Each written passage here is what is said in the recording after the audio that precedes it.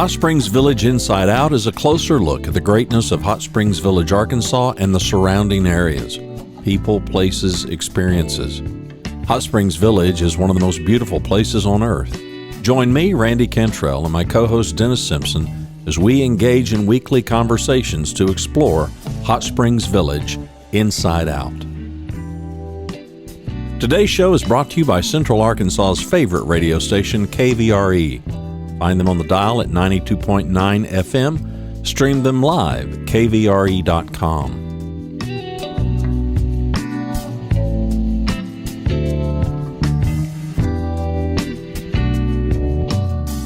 RE/MAX of Hot Springs Village. The award-winning RE/MAX of Hot Springs Village is the largest real estate office inside the village with over 30 full-time agents and support staff. Visit them to learn more about this beautiful place to solve your real estate needs. Call them today at 1-800-364-9007. Find them online at explorehsv.com. They are RE/MAX of Hot Springs Village at 1-800-364-9007 or online at explorehsv.com. Ike Eisenhower State Farm. Ike and his award-winning team have been serving the insurance needs of folks all around Hot Springs Village since 1998. Ike has qualified for State Farm's President's Club, Chairman's Circle, and Hot Springs Village Insurance Agent of the Year. Call Ike Eisenhower State Farm today at 501-984-4100. That's 501-984-4100. Find them online at ikeeisenhower.net. Call them today for all your insurance needs because, like a good neighbor, Ike Eisenhower State Farm is there. Here with Mr. Herm today. Herm, say your last name for me if you would, my friend. Sure, it is Dobscha. Just like it sounds, right? Dobscha, yeah. So what are we going to be doing this week?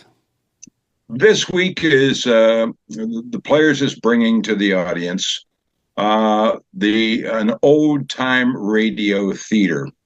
And let me maybe give you a little background behind it.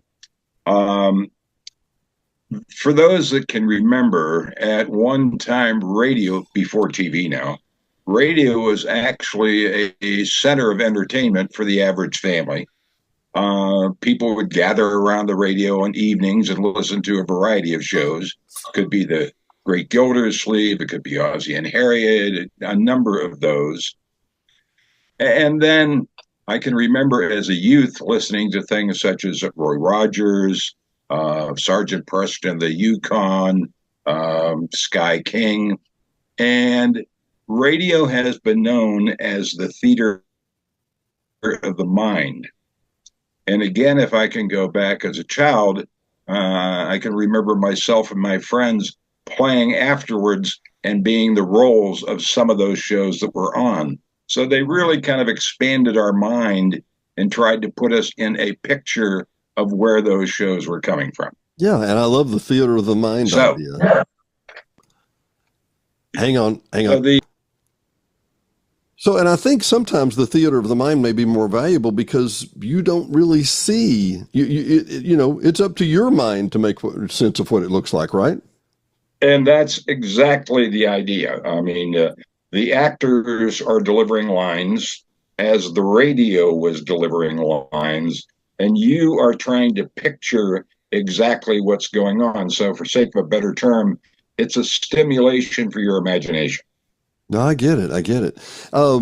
So one of my favorite shows was Prairie Home Companion. And, you know, like an old time radio show, they did the Foley right there on stage. And what we're going to be doing in this particular segment, go ahead. What about? No, I was just saying, and we're having some lag here. I said one of my favorite shows was Prairie Home Companion. And they would do the Foley for the radio show right there live and show people how they made the noises with the horse clopping or whatever. And I always thought that was fascinating. Are we going to have some of that? Yes. In fact, I'll tell you how we're going to do this particular show. We have done several old-time radio productions in the past. And it was about 2 years ago, I believe, that we were doing one at Coronado Center. After it was over, I was down standing in front of the stage, and a young man, I'd say he was maybe 10, 12 years old, was walking up, and I asked him how he enjoyed the show. And he said, "Oh, I really like that." He said, "But now I can see what my grandfather used to talk about." He said, "But how did they do that?" Well, the shows we had an old time radio, like the face of the radio itself. Right. The actors would stand behind a screen, which is typical in the old radios, where you would cover the speakers. So the actors would stand behind the screen, and you really couldn't tell anything was going on. You'd just hear their voices. So because of what this boy asked me, I decided on this particular show, we are going to put it on as though the audience was sitting there actually watching a studio and how they did the shows. How fascinating. So, now, and some of the ways they make the noises, you know, you'd so see when the curtain out, you'd see a door creaking and you'd think, well, okay, they did that a certain way. Yes, that's all already. In fact, we'll do that. That was called a Foley table. Mm-hmm. It was named after a famous individual in the past who used to do those sound effects and things of this nature. So anyway, we'll be talking about that. We will show where the actors stand with the microphones up in front. We will have a control booth. That's me controlling the show. And we will actually go from everything from the actors being ready to on the air, and let's get the show started. We have picked 4 different shows. I thought, give a couple comedies, give a couple dramas. So the first show we are going to have is an old timer that a lot of people remember, and that's Our Miss Brooks. Has some good characters in there with some good laughs. Well, now hang on one second. Follow that up in the first act with. Go ahead. Now, I was just going to add, let me hop us over here to hsvticketsales.com. That's hsvticketsales.com, where we can buy the tickets. Now, we can see the photo of the old-timey radio here. So it's June the 28th through the 30th, right? Right. June 20th is an evening performance, so that's at 7. The Saturday and Sunday are going to be matinees, so they will start at 2 o'clock. Okay. And so obviously now doors open before that. And here's the time to buy the tickets. There is a 7 o'clock on June the 28th. They're on June the 29th on a Saturday, 2 p.m. is the matinee.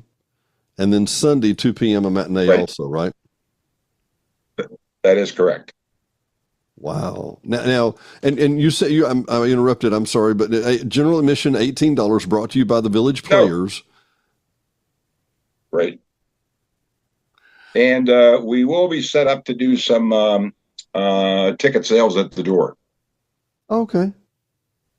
Okay. It's better and easier to get them online, but that will be another option. Yeah. Let me ask real quick. So I'm reading here. You'll see behind the scenes simulated control room, director booth, sound effect seating, microphone stations, and the actors delivering the lines. Now, and you said it was Dragnet, Our Miss Brooks, The Bickersons, Suspense Theater.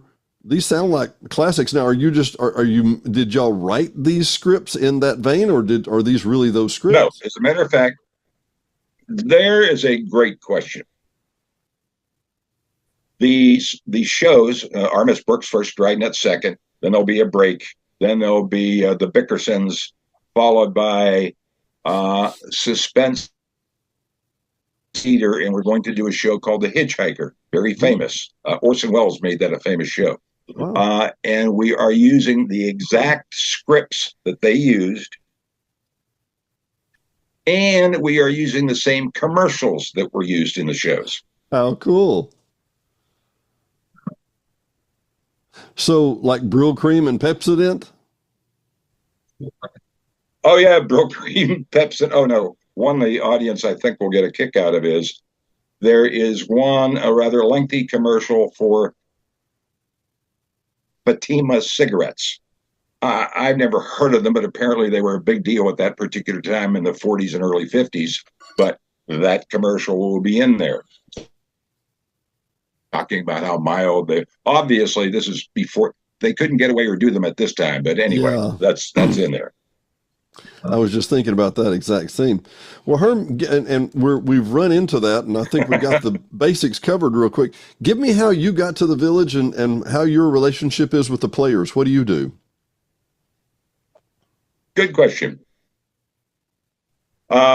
We moved to the Village in 1997. In 2000, the Village players were doing a show called South Pacific. Now, my wife has a dancing background, and she came up and said, well, we really need to try out for South Pacific. I said, Joanne, you can do a dancer, and you're very good, but what am I going to do? And she said, well, you could be just one of the sailors. I said, well, and I also mentioned that I hadn't done any stage production since I was a junior in college. But anyway, so I said, all right, let's just go ahead and do that.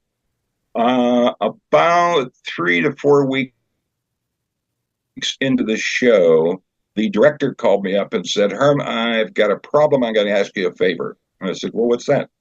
She said, would you take over this particular role? It happened to be a role called Captain Brackett, who was the base commander.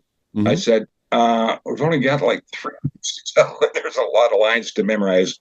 But anyway, so she convinced me. So I took the particular role. Now here comes the fun part. I got down to the point where I was pretty decent about remembering all the lines. But what I found I would do is I would go around to all the areas where I would be delivering lines, and I had little yellow sticky notes. And on the sticky notes, I had the first 3 or 4 words of the line, and that's all I needed. So they were scattered. Obviously, the audience couldn't see them, but They were scattered on one side of the stage to the other, and that's how I made it through that show. After that, I said, well, this has really been kind of fun.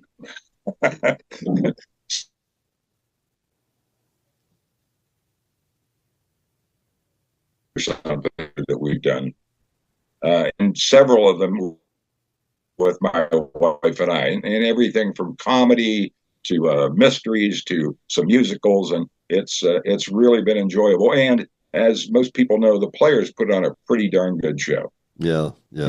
And have quite a following too. Yes, thankfully they do.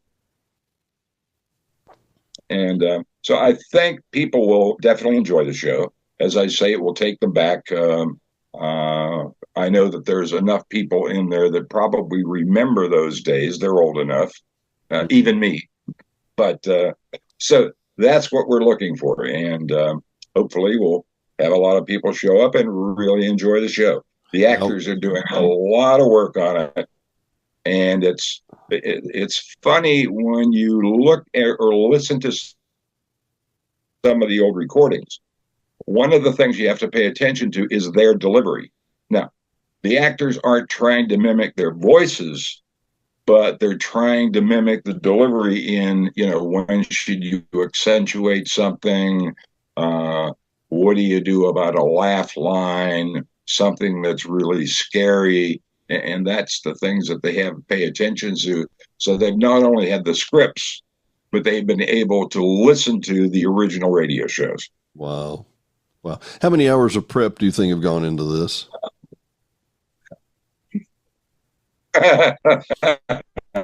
That's 100 or above is what I just heard. I would say probably, and I can 4 hours a night, 3 days a week. That's 12. Let's go on for probably somewhere in the area. No, I'm just talking the rehearsals. Yeah. If I just took the rehearsals, 60 to 70 hours at least. Wow. If I take the background effort, whoa, that's another 50, 60 hours just in that alone. Wow, my goodness. Well, Herm, thanks so much for bringing this to the Village with the Village players. Let's repeat. It's going to be June the 26th. It's at the Woodlands, right? The Woodlands.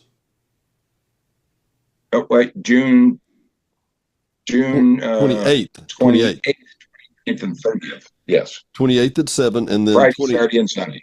So 28th at 7, 29th at 2 p.m. in the afternoon, and then the 30th at 2 p.m. in the afternoon also, right?